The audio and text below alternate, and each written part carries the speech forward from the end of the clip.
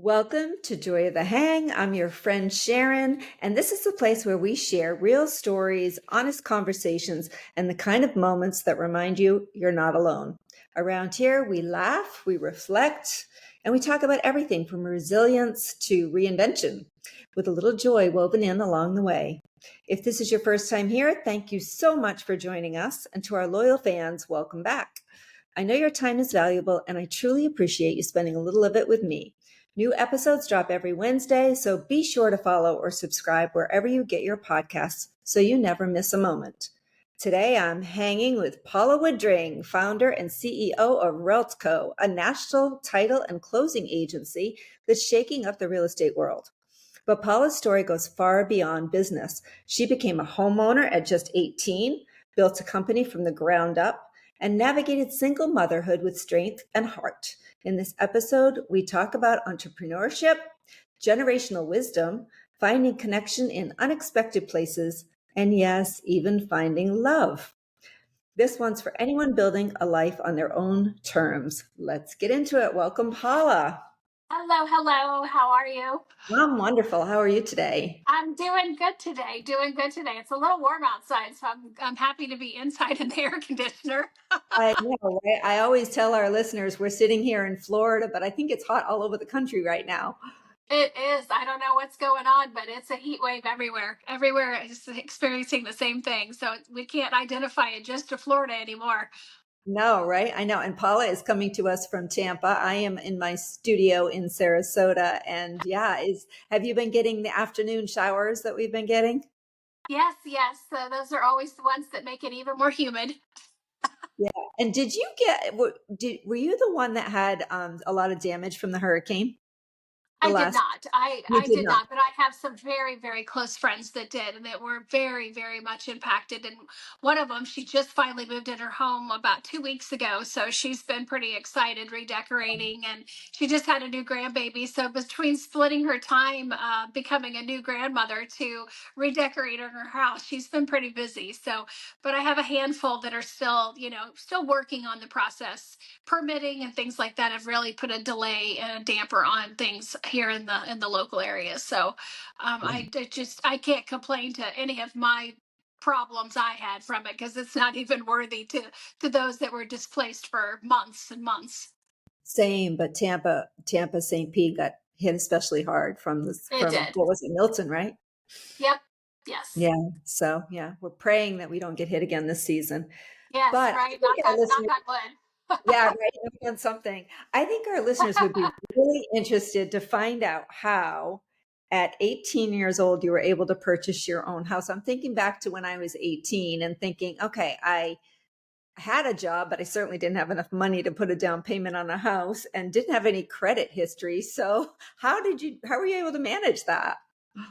Well, I actually did establish my credit early on. I'm a girl, and we haven't gotten into this part, but I love cars, and I have to kind of correlate the two together, because when I was young, I used to watch my father work on cars, and I loved cars, and I found a Fiero GT, and this is dating me, but I found a Fiero GT. And I wanted that car so darn bad that I'm like, Dad, you have to co-sign with me. My mom was like, she doesn't need that. That's a sports car. My dad was like, hell yes, she does. Oh, So he, yeah, he co-signed with me so I could get my Fiero GT and be this. That was the beginning of becoming a car connoisseur. And so anyway, I established my credit with that car, and I was able to was work. that your first car? No, it was not. My Oh, okay. dad gave me my first car, which is actually my grandfather's. Grandpa Woody had a Mustang, and my father redid that Mustang for me, and I drove that, and it was a great car. But I wanted something a little more sporty. And what was more sporty at that time than a Fiero GT that had lights that flipped up, and it was so cool. But Love it. yes, so that established my credit. And then I'm very thankful to this day for Twyla Fleming. She worked at one of the local banks, and she took me under her wing. And I went through a community based program that allowed for some down payment assistance. So you had to take a course, and I did. And so it reduced the amount of money that I had to put down. Keep in mind, I've been working since I was 15 years old. So I saved money. Now, granted, I spent a lot of money on shoes because I've always had a fetish with those. And I still do. My fiance right now is dying because of the amount of shit that I have moved to his house in Missouri. So, Uh-huh. but I spent my money on some shoes, but I saved a lot of money too, and put to know to do something like that. And I bought my house, and it was exciting. I was working. I was a homeowner. I was going to college. I was taking courses. I was mowing my yard, studying with my book at the front. My dad had bought me a self-propelled lawnmower, and and I would, because you there was like a ledge there that you held on to, and you could put a book. It fit it perfectly. So Oh, I okay. could put a book there. I could mow my yard in my tank top, and people would just crack up driving. And keep in mind, my grandparents lived directly up the hill, and they could see everything I did, good and bad, when you're 18 years old, right? And Right. he would know when I was out mowing, and he would come down. He's like, "Let me finish." I'm like, "No, Grandpa, I really need to do this. It's something I need to do." And so I did it, and it was pretty exciting. I love that. So we have the same kind of background with cars. And my dad was a mechanic and Uh-huh. he owned a junkyard. That's what they Oh, called wow. it in the 70s. Yeah. Have you ever heard of that term? A junkyard? Junkyard. Yeah.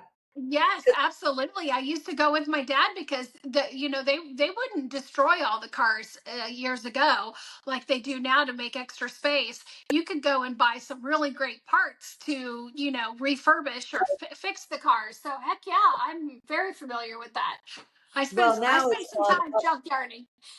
well, now they call it auto salvage, right? That's the politically Yes, correct we term. gotta have a fancy name for everything now.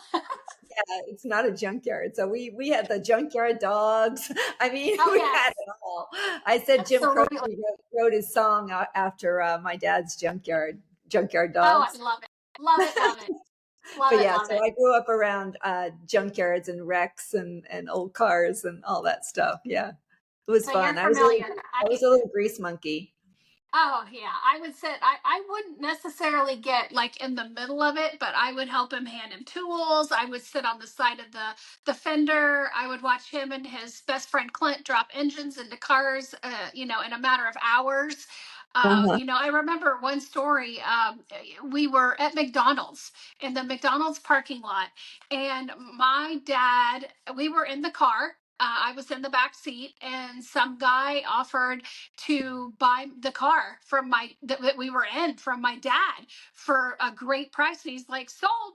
And so we had to get out of the car. We had to call my grandpa and have someone come pick us up because my dad had just sold the car. But he made a great, that's how it happened.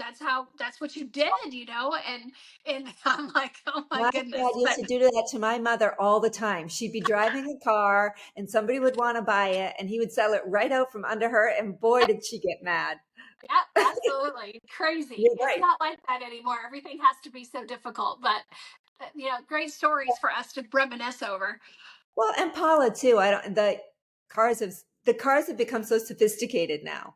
It's not Yes. the same way. You can't just go out there, with a couple of wrenches and a small No, toolbox and you're not changing an engine in one of those. You can't even tell what is actually the engine anymore. So right. It's all digital. You have to have a computer to plug it into, right? yes, but I still love them. I still love them. I do too. You like the classics still? You I like the like the classics, but you know what? I've as my income level has changed, my my taste has changed for the finer things, we should say. I just realized I don't know how old you are, but I know how old I am, and now I call it a classic.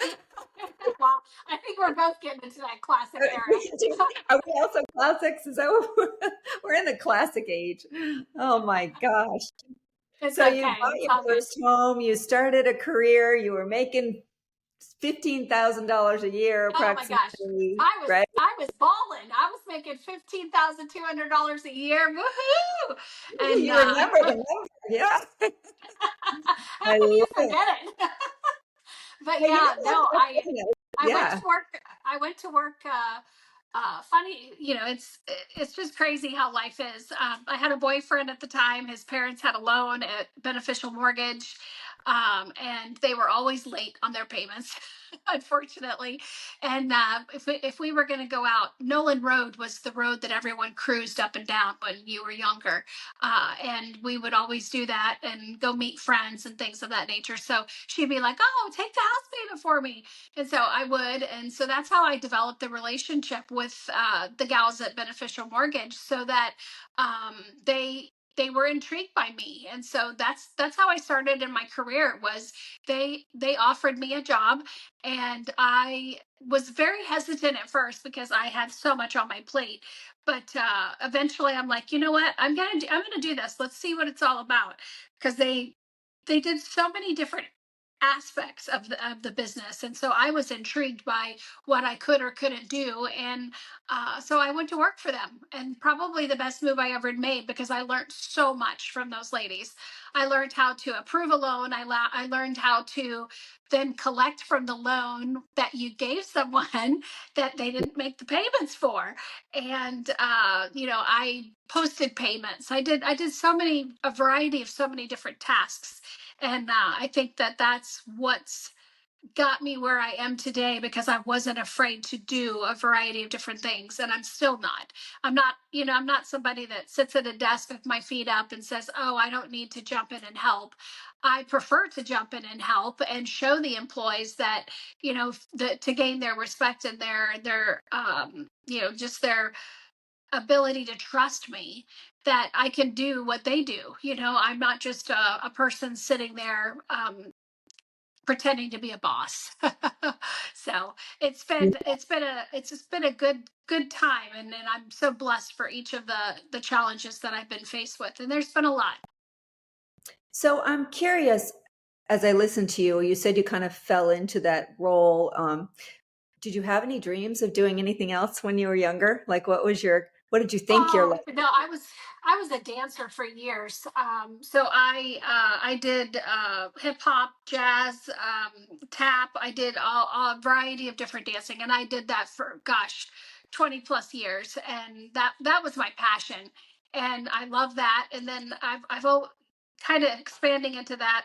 I loved interior design, so that's kind of where I branched off and went into, from a schooling perspective, was that in business. So I love to see the final results, and that is so exciting to me, to sit back and look what you can achieve and do for someone, from a design standpoint. So those were my aspirations, was to be a designer, full time. But my what pays the bills is, working in my industry and working with lenders. Now I'm not on the lending side anymore, I'm on the title and escrow side, but I still get to work with them, so I still get to empathize and understand what they do, and help them just do their jobs even better, by being an extension of them.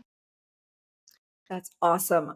I want to go back to your childhood and talk a little bit. I mentioned in the intro about we would talk about generational wisdom. So I want to talk a little bit about Grandpa Woody, because I also had a grandpa who was very instrumental in my growth. My dad actually passed away in the junkyard when I was 11, and Um, my grandfather really took me under his wing. So I'm just curious, what was that relationship like for you?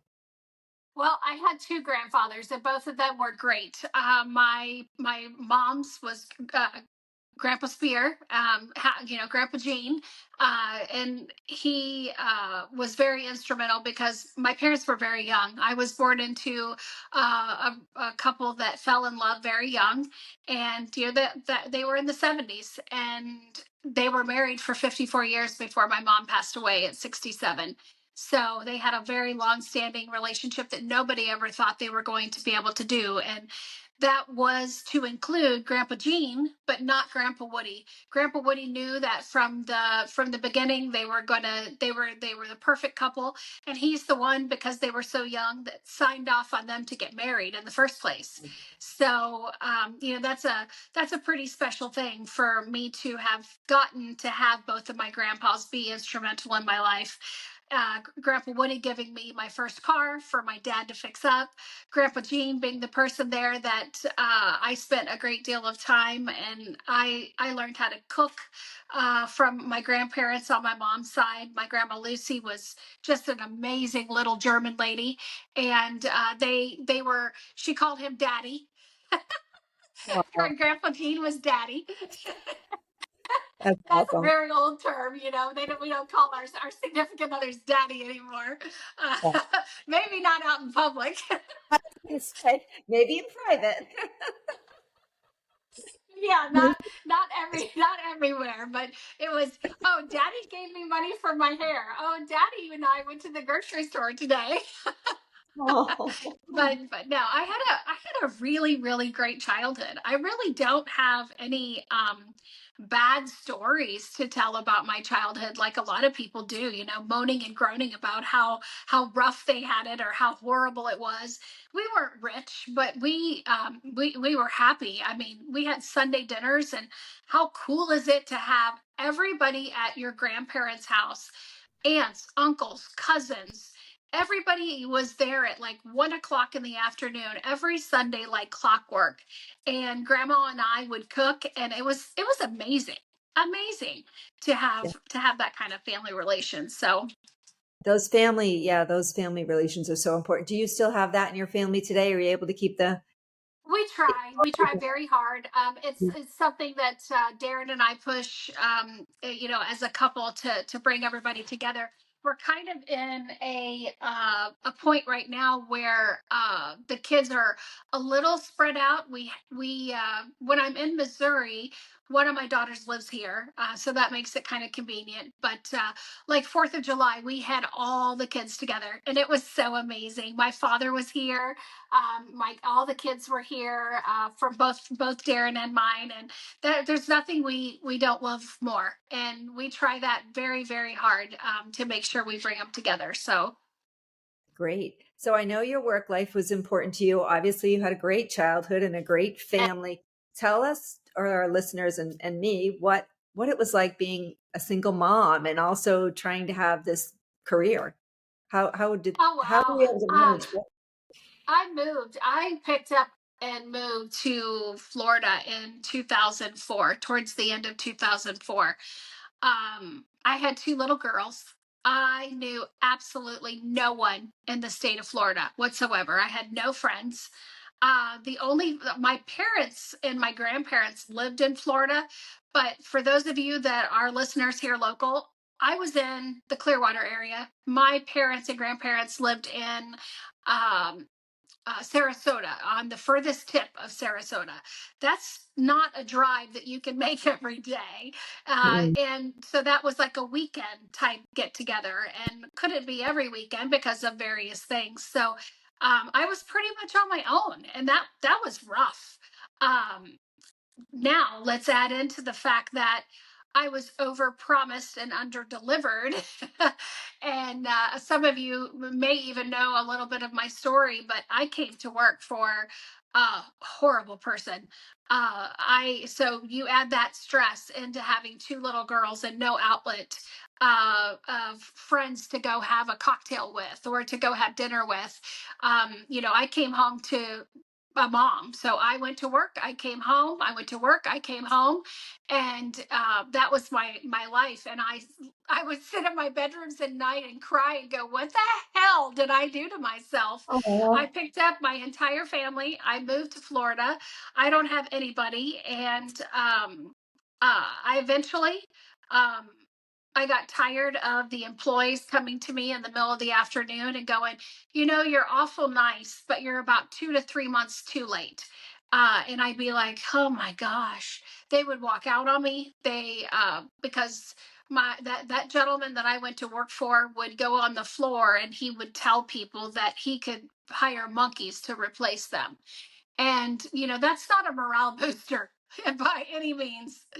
So No. I had to do a job fair. I needed to rehire people, and so I did it. I like I said, I put my big girl panties on, and I revamped that entire company. And I pat myself on the back for making it through that. And in the process, love did strike me. Then I met a gentleman playing volleyball, and we did get married. We had a beautiful life for quite some time, and then eventually he befriended some individuals, and they started taking guys trips. And I'm not one that's against any of that, because I take girls trips, but it's with girlfriends that I've had since I was in high school. There's 13 of us that travel together, and it's very innocent. We just go lay on the beach and talk and laugh and have a good time. But for some reason, these guys thought it was fun to cheat on their wives. So then I went from being madly in love with someone, having an amazing life, getting through that turbulence of cleaning up a company that I had no idea that I was going to have to do.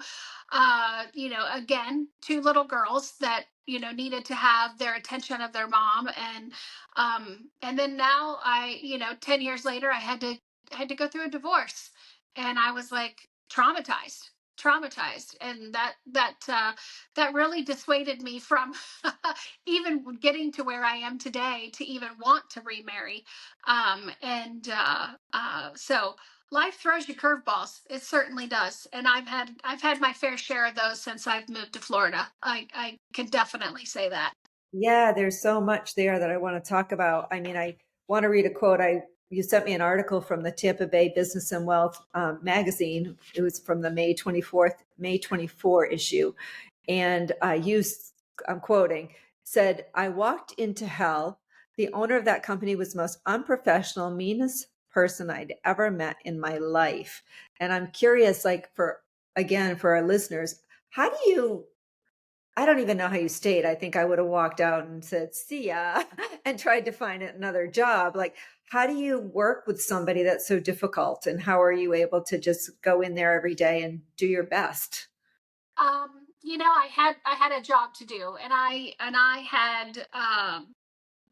had changed my entire life, and I needed to try to make a go at it, and try to I'm just one that push, um see if you can push through it, make sure that you can achieve it. And I mean, I owed that to my children, because I did pick up, and I moved my our entire life from Missouri to Florida, put them in brand new schools, interrupted their lives. So I really couldn't do that again. And uh, finding a great job like that, at the time, I thought it was amazing. You're offered this great salary. They relocate you. They want you because you have sold big accounts, and you get the opportunity to bring those big accounts with you. And I owed it to those accounts as well. I couldn't let them just, I couldn't fail them. And if I didn't find a way to deal with him, which I did, I pretty much just ignored him. I mean, he would still come up to me and go, if I wanted to, I could fire all the blondes in the office today, and you'd be the first to go. So eventually I got to the point that if he would say something like that to me, I go, please do. If you're going to threaten, just do it. Don't threaten me, just do it, and make me, then we'll go from there. And so I think when I called his bluff a couple times, and I, gave some of that back to him, I don't know if I earned respect or if I earned shock Well, from. I mean, I guess I'm wondering, was there a HR department that you could go to and say anything to, or were you just on your own trying to battle Not this? really, because Okay. it was individually owned, and he Um, didn't care. okay. It Was he wasn't a the corporation, huh? was he the owner? He was the owner. He Oh, was the wow. owner. So he was So the He was the top. He was the top. So, having someone be so unprofessional at the top was, and it was a big company at the time. And it's since I cleaned it up, it got sold to even a bigger company. So, that achievement is a check mark on my list of achievements that I personally have. Even though I wasn't an owner in that company, I was the hands that got it put together to have someone the size of who bought it buy it. Well, So it takes great strength to overcome adversity like that and to it deal with that does. in and out because you spend so much of your time at work. Yes, yes. And that limited my ability to be able to get out there and meet people too, to get out into the Tampa Bay market and put myself out to CEO councils and you know so many of the things that I do now, it prevented me from doing those for a good number of years while I was getting that place cleaned up, dealing with him and getting myself acclimated to the state of Florida. Yeah. I want to bounce to when you said you were cheated on and talk a little bit about your Was. personal life, because I think a lot of women have been there too, and have, Yep. I've had situations where it's happened to me and it's hard to rebuild that trust. It is. So, tell me like what you went through during that time and what advice you'd give other people that are going through that Oh, or even I that. talk to someone. Okay. You can't just keep it all inside. You have to talk to someone, and eventually you have to forgive. And if you can't get to the point of forgiving, it's not forgetting because you never forget. But if you get to the point of forgiving, then you can move on. And moving on doesn't mean that you're going to instantaneously fall in love with someone and blah blah blah. That doesn't happen. It. I think the day that I forgave myself and the day that I forgave him was we had lunch together, and I wanted our marriage to work, and I looked at him and I said, uh, um, what did I do wrong? And he goes, absolutely nothing. He goes, it was all my fault. He goes, and I was stupid. He goes, I was stupid to disrupt our life. I was stupid and I messed up. And I thought at the time, should I take this man back? And I was strong enough to sit across the table from someone I was still in love with and truly walk away myself. You always feel like when you're cheated on that they've kind of put their foot out the door, and they've chosen to leave what you guys have built together. And at that point in time, I was able to make that transition and walk away myself with my pride, with my respect, and that day was a big deal for me, and I will never forget that feeling that I had, that I walked away knowing that I'm beautiful, I am strong, I survived, and someday I will be able to find someone that's going to love me for me again. And so if you're out there and this has happened to you, it's not your fault. That's right. You can't blame yourself. But I did time and time again. Did I travel too much? Did I not give him the attention he needed? There were so many things that go through your head. Why? Right. But you can't make excuses for other people. Did you go to counseling and marriage counseling and try to work on it, or were you just done? Well, it was with him, it was a 1, 2, 3 strike, you're out. Okay. Yeah. So I did forgive him twice. And even though there was still that hesitancy and that trust that had been broken, I I loved him so much. I Yeah. really did, and I didn't want to fail, and I looked at that as a failure. If I gave up, then I failed. I failed my girls, but I finally, after that day, I realized that I feel my girls, if I stay in something and show them that this is what they should or shouldn't have in their life, and I realize that I can't let them think that it's acceptable behavior and that it's acceptable to be treated this way repeatedly. So I look at it as though I not only did it for myself, but I did it for them. I couldn't agree more. One of the podcasts I did recently, a guest used a phrase and she said, our children, what did she say? She said something to the effect of, we're the way they're watching us, we're being caught, not taught. So Yeah. they're catching what we're doing. Not, we're not Yes. just teaching them, they're catching it. And I know I didn't say that right, but you understand Oh what I, yeah, I do, 100%. we And are I, their but role models, right? I only Yeah. think people that have been in that situation would understand that too.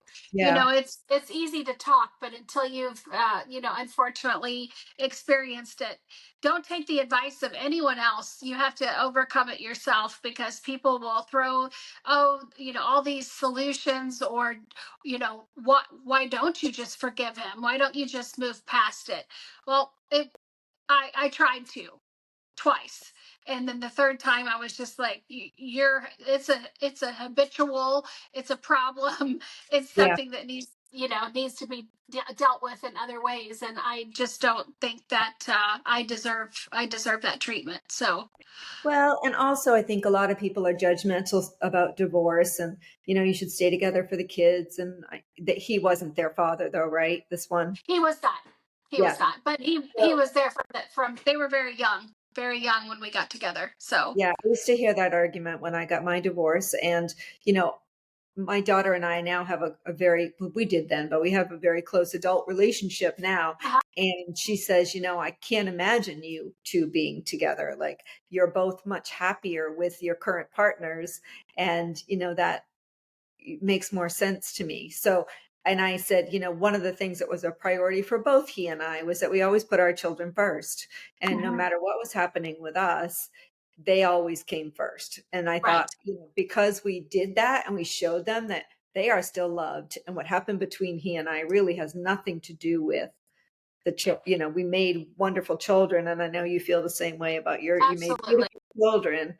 You just, for us, we just grew apart. I mean, I still care for him. I'm happy for him, but now he's remarried, I'm remarried. And I said, now, and we just were at my daughter's graduation, the two couples sitting together. And I was so proud of the fact that, we're showing our kids that we can move on, and they each have two more positive adult role models in their lives. So Mhm, I even said that to my husband's new wife. I said, I've always been grateful that you've always shown up for my kids. And so I've never felt threatened by her. I've always felt grateful that he met somebody that was so great and such a positive influence. So I said, they have a bonus mom. That's how I look at yes, absolutely. it, you Yes, know?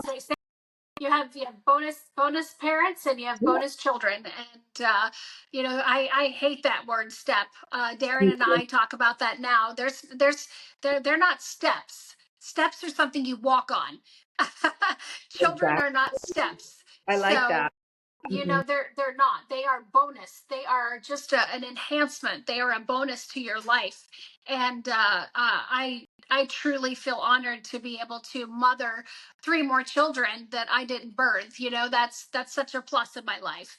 And if I could have had more kids, I would have, but I know. now I get to have bonus ones that I didn't have to go through all the pain and suffering for. Well, and the great part too about bonus kids at our age, I don't know how old yours are, but mine are, Scott's children are adults. So I get to have an adult friendship relationship with them. Yes, I don't even think yes. of them as children. Mine are kind of at that status. We're staged where we have a 17-year-old, we Okay. have a 21-year-old, a 23. So those are Darren's, and then you get to mine, which are 25 and 28. So they get along. So that was, like having them all together is a good thing. There's no animosity, nobody's arguing. They all have similar common interests. So it's the dynamics are pretty great. We're really blessed, really That blessed. is such a blessing. Now you've mentioned Darren a couple of times. So Darren your fiance. We talked about finding love again. Ah, So, oh, yeah, oh my congratulations. gosh. So many years later. Let's see. I have been, well, I have dated, I've dated, but there's never been that right person, that I wanted to say I do to. I actually said I would never get married again. I've told numerous people that, but there's a little something special about Darren. Darren and I have known each other since high school. So we go back to, I used to work at a place before I bought my house. We'll kind of come full circle here, where I was saving my money. I was working at Sears Surplus, and Darren and I went to school together. One of his best friends lived four doors up from my grandparents, so we used to hang out. And he was a grade higher than, he's a grade older than me, and he used to come visit me at Sears Surplus just to come see me. And but we never like became that official couple. It was something that now we're like, God, we wish we would have, but we didn't. So it wasn't right timing, I guess you could say, because after high school he went off to the army, and I, of course, we all know what I did. I bought a house and started my career. But 30 some years later, here we are, and it all started. And I love and hate Facebook. I don't know about you all, but Facebook is, I've seen people get divorced because of it. I've seen people, get cheated on and lied to. And, everyone wants to make everything seem so fantastic on Facebook. But, here, they live in a mansion, but yet they live in a mobile home. Who cares where you live, uh, you know, there's so much craziness, but I'm grateful for Facebook, because to me, you do get to keep up with your friends. And there are people that are truly legit on there. And Darren and I have been friends on Facebook for years. He was married for 26 years, well, together with his wife for 26 years. And they've been divorced for a good number of years as well. He never thought he would get divorced either. So we both said, oh, we're never getting married again. And it all started over a Facebook post. And guess what that Facebook post was? What? It was about a house. It was about a house? I thought he posted a picture of a house that he and one of his business partners, he does some side hustling for, like, refurbishing houses and selling them, flipping them. And he posted the picture of this cute house, and I looked at it. I had to take a double take because I thought it was my house I bought when I was 18. Oh, wow. Literally, if I showed you a picture of it, it's so close to looking just like it. And I had to look, and I had to look again. And I'm like, oh my gosh. So all I did was innocently put a post on there saying, thank you for such great memories. I thought this was my house, but it's not. I said, but, it looks just like the one I bought when I was 18. And boom, he messaged me back, and he was like, oh gosh, how ironic. And from there, the rest is history. So all over a house. Can you believe that? I love it. It's so funny. my Your life, life is meant to my be life comes exactly as full it is. circle. I know, right? That's crazy. That's crazy. Speaking of full circle, let's go back, because Yeah. you are like a powerhouse in business, and I want to really make sure we emphasize that. I'm so happy that your love life is taken off. Yes, And you're yes. getting married within the next couple of months. I So very am. October, yes. yeah, so it's all working out. But let's go back. So you started a new company, RELTCO, but even before that, before the bad boss, you found out what it was like to be a good boss. I did. And his name was Jerry. It was. It was Jerry. And And Jerry yeah. Jerry was amazing. Jerry was amazing. He we were in, if for those of you that know the Missouri area, there's a building called, it was called the Darth Vader building, and the company was located inside there. And Jerry would every morning walk up and down, to go and greet everyone. We all wore name badges, and I was like, okay, name badges, like I work for McDonald's, but that's okay. um but why we wore them is because he would make us all feel so special, even though if you think back, you're like, well, he had a name tag, duh. But every morning he would walk by and he would go, hi, Paula. Hi, Susan. Hi, Charles. Hi, Nicholas. He would always walk by and say, good morning, good morning, good morning. And he would address you by your name. How cool is that for someone to walk around and truly be a daily instrumental person in your morning, and you feel so appreciated. So I've taken the good and the bad, and I think that's what's made me a pretty good boss because I've experienced so much. And a lot of people don't know how to manage people, but I've had the opportunity to have a really great boss and a really, really bad boss. And I know what I do and don't want in my business, and I think that's what's helped me to shine and be the kind of person that people want to work for and want to work with. So, I love that story because I mean, it's such a small thing, right? Remembering someone's mhm. name. Whenever my Yep, husband and I are out, we meet someone, I make sure I say it a few times to remember it too. And he's always like, when we get home, what was so and so's name? What was so and so's? And he goes, why are you right. so good at that?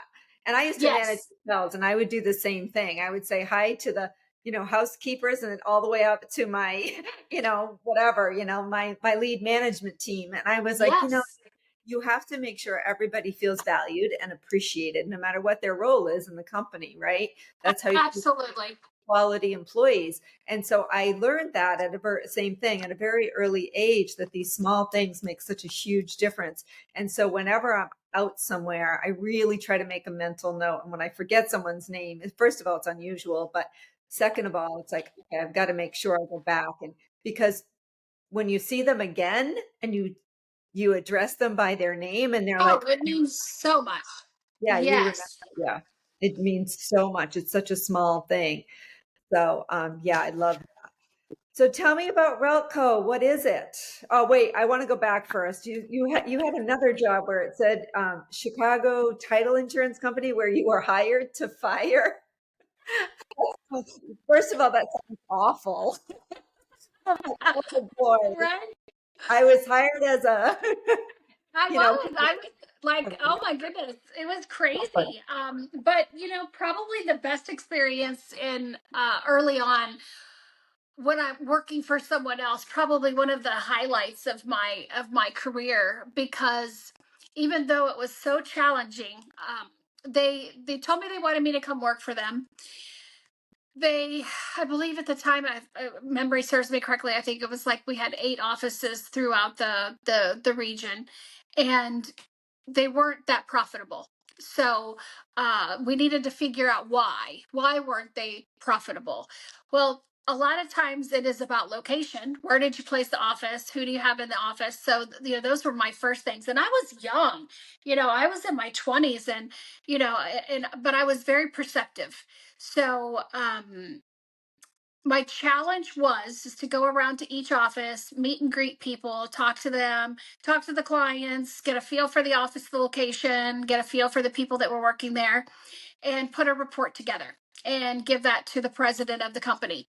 And so I did. I put my report together, and that report included office location. It included, I mean, things to decor fitting the office location to the people. And, so we, when I turned in that report, it was few days, maybe a week later, I was called into the office and they said, here you go, do it. So the things that I had on the list, I was required to go do. yeah, So I had to, I fired some. I moved a lot. I had to relocate a couple of offices. I redecorated a couple of offices. Some days I felt like I had knives in my back because people were like, "Oh my God, she's just disrupted." Because people had been in locations like years, and it just wasn't the right fit. But when you move someone, and people will understand this as well, uh, both of these areas are beautiful. If you move someone from Olathe, Kansas to Leawood, Kansas, those are two completely different clientele bases. So if a lady sitting in Leawood is not fitting that specific clientele and you move her to Olathe, she can flourish perhaps. And that's exactly what happened. Like 3 to 6 months later, even though people in the beginning were hating me because they were like, oh my God, I have to make this longer drive. But I was like, well, you got a job. So let's see how it goes, and Yeah. that's what I would tell them. I'm like, you have a job, you have the ability to grow something here and make it bigger and better, and just give it a try. Just give it a try. And 3 to 6 months later, they were coming to me, giving me flowers, taking me to lunch, going, oh my God, thank you so much, Paula, for moving me to this location. I feel so great. And so profitability started to increase because people were happy. The clients and the employees matched each other. So that was exciting to me to have achieved that. Now, disheartening to have to have fired so many people too. But you know what? That has to happen in business. And I learned that at an early age. And so I'm not hard, but I also understand that if you don't perform, you don't have a job. And that people now in today's society, they have such expectations that they're just going to be able to hang around, or they're going to do the minimal and people aren't going to address it. Um, don't do that. You're not doing anything for anyone by letting someone just sit there and not do the task that they're supposed to do well. Yeah. And you should want to do it well. If you're listening, don't be lazy, Yeah. because someone at some point in time is going to notice, and you are going to get fired.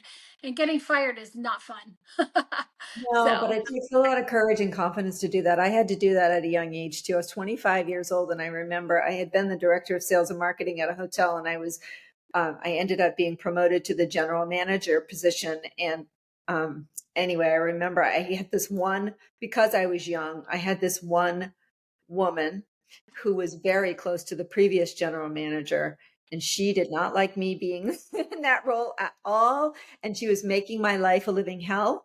And so I had to make the decision to fire her too. And so oh, I did, and I was like in knots about it, because I don't like conflict. And I was like, I just want everyone to get along and do their yep, job and let's all figure this out. And she was, yes, the cancer went through the entire staff. That's what I kind oh, of, it just, you know what I'm saying? It just was I horrible. do, I And so do, I had to get rid of it. So I let her go and cried like you did. I cried about it yes, a oh yeah, while. It was really heart wrenching for me. And same thing though, ironically, like a month or two later, she came, we had a staff luncheon or something, and everybody said, can we invite so-and-so back to the meeting? And with much hesitation, I said, yes, we can have her come back to the lunch or whatever, appreciation luncheon or whatever it was. And right, so she came back, and she accepted my invitation, came back, gave me a big hug, and was like, oh, you know what? Thank you. I needed to go. And she went on to do better other things, right? And was hmm, happier. Um, yep, it was the same thing. It was like, oh my gosh, this is so hard. it is, um, Oh, but the happiness that you get from the longevity, the long-term solutions right. outweigh that bad feeling eventually. And I think that everyone has to experience that at some point in time in their life. Being able to make those types of decisions that are impactful to an organization. If you're going to be a business owner, it's going to have to happen repeatedly.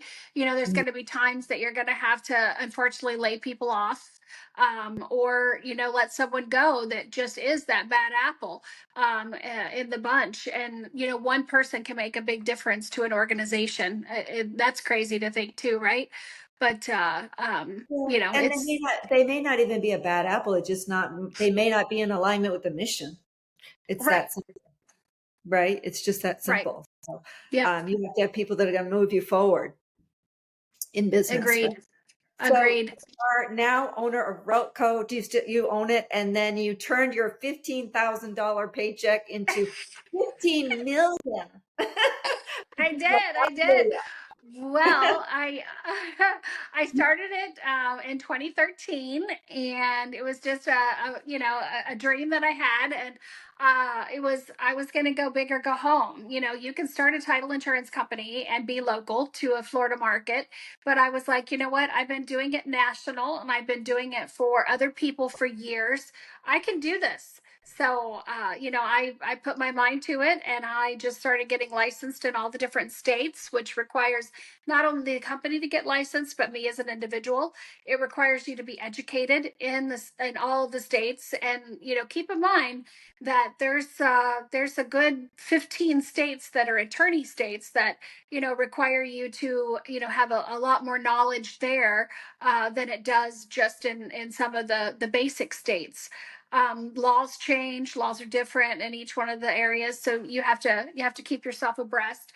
So when clients are looking to come aboard, Reltco is a huge solution for them because we're so experienced. We're not just we don't call ourselves one hit wonders. We are magicians across the country. So we have our headquarters in Tampa, and then we have 8 offices in other states.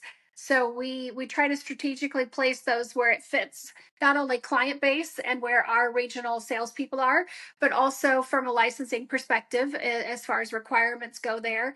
But we are very colorful. We service all kinds of transactions, even some that people hate that we do, and I don't really care. We do everything from cell towers to cannabis to this new product called an AOL, which is an attorney opinion letter that doesn't necessarily require title insurance, but does require escrow services, which hence we are a title and escrow company. So we do residential and commercial properties all over the country. And so we have teams that specialize in each of those. And I'm excited to say that not only did I grow my company and sell it once, I bought it back and I've regrown it. So I am kind of like a success story in its own right. That the company is still in business. We've had a uh, very torturous last couple of years with these interest rates, and Yeah. I know our president's trying to work on that, but everybody's duking it out. And if we see some market transitioning, that's going to help a lot of people in our industry. But we're holding on, and we have a great team. Everyone's been with me, almost every single person since day one. So Wow. 2013 to today, we've won so many awards, and I couldn't do any or be anything better than I am without my team. That's So they volumes about you as a leader to be able to say I that. they are amazing. Yeah. Wow. How many employees do you have? We have nationwide, we have 103. That's spaced out. So that's all over the United States. A good portion of those are 1099 individuals because a lot of salespeople and individuals that are in our local offices that are out like to be 1099 so that they can either one, earn incentives or commissions, or just take care of their own, taxes and things of that nature. That just makes it easier for them. But we have about 50 that are on payroll local. So yeah, so we've been a top Tampa Bay company to work for. I think, gosh, 9 years. I think we've won it. We've earned that award 9 years, and that's pretty great because that's in 100% employee nominated, 100% employee. They do a little survey, so it comes Um, out and it's tabulated not by me, not by anybody else other than the top places to work for Tampa Bay. So, as a former realtor, I'm familiar with title insurance for homes, residential. I was not familiar for that you needed it to grow cannabis or sell cannabis. You need title You insurance? do. Well, cannabis, it's pretty much anything. We do anything that has real estate. So with cannabis, you have the dispensary is on a piece of property. So people a lot of times get the loans to build the dispensary. We don't touch the cannabis product ourselves. Nothing that we do is related to that. So if they're going to resell a cannabis dispensary that's already in existence, that cannot be included in the real estate transaction. But the dispensary itself, the building, not the goods inside, but the building itself is on real estate. So that's what we're able to insure and write title insurance on. Just like a cell tower is on a piece of property. And so we do cell tower leaseholds as well as new tower construction for that and write the title insurance for those Okay, as well, that well. makes more sense to me because I'm thinking cannabis is not legal. It's not federally legal. So, oh, it says it's stopped due to an incoming call. You getting an incoming call? No? I don't know. Neither am I. We'll keep going. Okay. Yeah, so I was like, cannabis is not a federally, yeah, it's not recognized federally. So I was confused, but it makes sense. It's a real estate, not the, Yes. Yes, not the. it's a real estate transaction. Yes, ma'am. Gotcha. So RELTCO is known for innovation. What does innovation means to you in an industry that many might see as traditional or process heavy? Because we are colorful. We are very diversified. Okay. So title insurance is very black and white. From a legality standpoint, it's boring as hell. But you know what? We make it colorful by the types of clients that we bring aboard, and to make sure that we have that diversification, and our employees never get bored. They when they pick up a transaction, they're not necessarily sure what type of transaction they're going to be working that day, but it gets assigned out to a team that is either challenged with commercial or residential. We sometimes subdivide the refis out because they're easier, obviously, than doing a Yeah, massive building that's going to be, conveyed to 5 different owners. But yeah, so I love the fact that we're so colorful. I'm colorful. I'm a colorful person. So I can see that. I was like, okay, title insurance is not boring with you at the helm. oh yeah, I don't know. It can be redundant, but it's not. Yeah, it's definitely not boring because there's just so many different diverse things that you can do. Well, I found it fascinating. So, what keeps you motivated after more than a decade? How do you stay passionate about work? uh, I think I'm just so energetic as a whole, as a person, and I put everything into everything that I do. People are like, I don't even know how you have so much energy. But if I'm gonna do something, I'm gonna do it right, and I'm gonna take that approach on making sure that we're all having fun. We have a fun room, for goodness sake. We have a room that has a pool table and a dartboard and a couch so they can take naps and recharge, and all those things make for a great time and fun. And I think that work doesn't have to be boring. It can also be a good time. That's awesome. For women who want to lead in male dominated industries like yours, by the way, what advice would you give based on your own journey? Oh gosh, don't be a hater. Don't be a hater. Don't be a hater. Oh my goodness, in my career and in my life, because I am. Don't be afraid to outshine. Don't be afraid to be outspoken. People will listen. People will remember you, and you know what? You might have to adapt. For quite some time, my industry was primarily men, and I would be the only woman, and you can tell I'm a blonde. I have glasses. There's a few other that could come into play for people remembering who I am. But you got to find some common ground to become remembered, to become someone. But you head on your shoulders as well, and understand and can talk the talk with people. one of the things that I did as an individual in my business was come up with some commonality. And during that commonality in my probably my mid to later 20s was sports. I really dived into the sports, football, baseball, hockey. When I relocated to Florida, I had no idea how amazing hockey was. I fell in love with the Lightning, and I was just a huge fan. But having that, because it is was a male dominated industry, having that, being able to talk about those items with the guys at the table, I wasn't just another pretty face sitting there. I could actually have an intelligent conversation with them. So yours doesn't have to be sports, it could be something else, but mine was. And so like I said, having that commonality and just something that makes you stand out. And don't be afraid, because I would get doors shut on my face. People would think that I was coming in and I was interviewing for their jobs. Like the front desk ladies were thinking that I was coming in to become a closer, and I was actually coming in to meet with the CEO.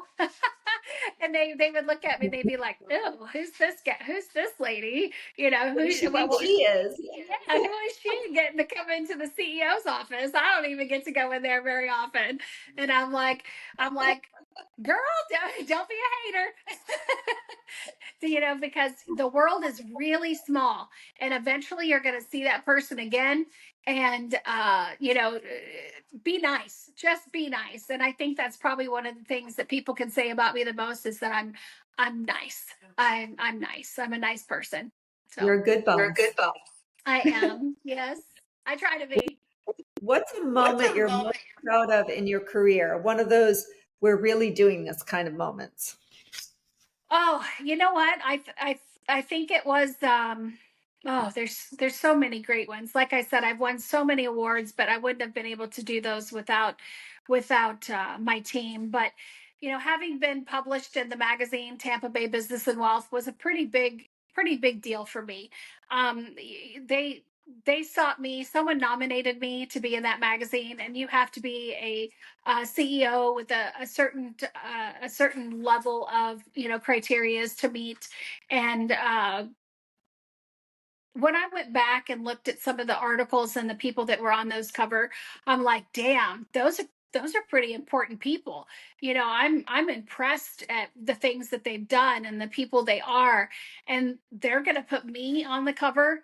I'm just me, and I don't look at myself as anything special. I just do what I do, and but to be acknowledged and see that in writing, and to have like friends all over saying, "Oh my gosh, I saw your magazine at the doctor's office. Oh my gosh, I saw your magazine at the local bakery." That was pretty impactful to me. And but again, I don't let things like that go to my head. It is just a magazine, and it is just a story. And if anything, if I can tell my story and incentivize other people to get out there and to live their dreams, then I will. And that's what I hope to gain from it.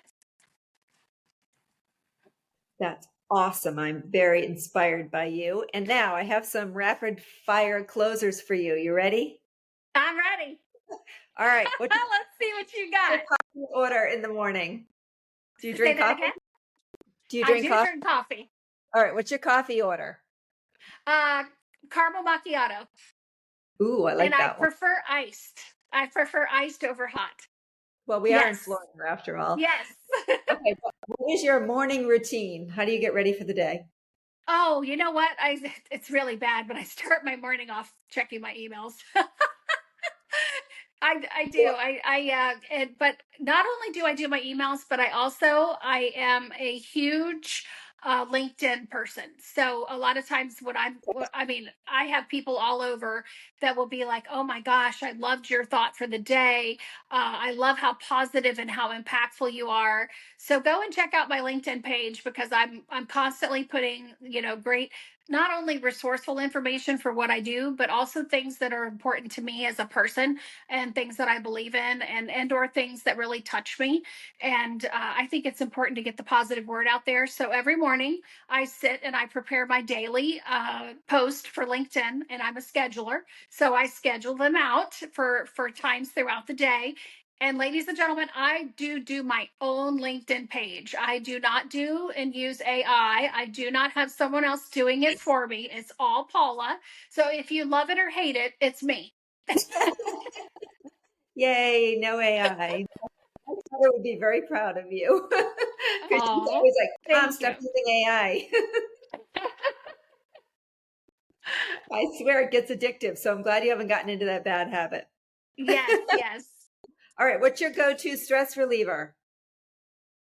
You really want to know? Huh? Sex. Yes. Don't tell my husband. Luckily, I have a great partner now, and he's game for that. So no, Yes, no. he would say the same. And I love to read, and that's completely opposite things, right? Kids have a lot of stress. No, don't answer that. No, no, that's funny. That's just me, though. I'm a goofball, but sorry. Be sorry. I love it. And I love that women can say that. Like, that's so awesome. It's so empowering, right? If you're not doing it, you're doing something wrong. Life is short.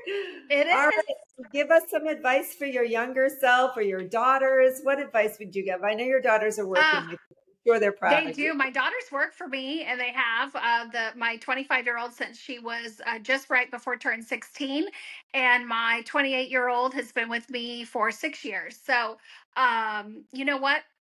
I built the company. It's my legacy. When you build a company, it's your legacy. Don't depend on everyone else to want to live your same legacy. So if they don't be mad at them for doing so. I've always told my daughters, I'm so happy and so impressed that you even want to work with me because I know I was annoying as shit when you were growing up. But you know what? They listen to me and they know the terminology. They know what, you know, they knew so much before they walked in the door, but they also had to work their way up to get where they are as well. They weren't just handed a job. So, but back to the fact that it's my legacy. Don't expect your children to want to continue that legacy. If they don't want to, that's okay. And I've told both my girls that. And it's real important for you to not get hung up on that, and that for you to let that invade or affect your family. And one of the things that I stress the most is do not bring work home. So when you are like us, when we had our, big 4th of July celebration all together, we weren't sitting around talking about work. Work was off limits. And it was all about fun and family and a good time. So don't let work impede into your personal life so much as to where you're not enjoying it. Life is too short. It truly is. It truly is. Well, Paula, I've enjoyed hanging with you so much Ah, today. me I too. enjoyed- Thank you so much. I know. Thank you so It's much. been so fun. It has been fun, and good luck to you in your wedding and your Thank you upcoming wedding. so much. I'm so Yeah, excited. I'm so excited for the wedding day, but I'm also excited to share in a beautiful honeymoon in Spain, and we're just excited, to take this well, journey together, and just remember, love can hit you at any point in time, and never say never. well, you know what? The full circle moment. You were meant to be together. So, I think excited so. for you. I think so. All right. Well, thank you very much for your time today. We will Thank chat soon. you. Thank you so much. Talk to you soon. Bye. Bye.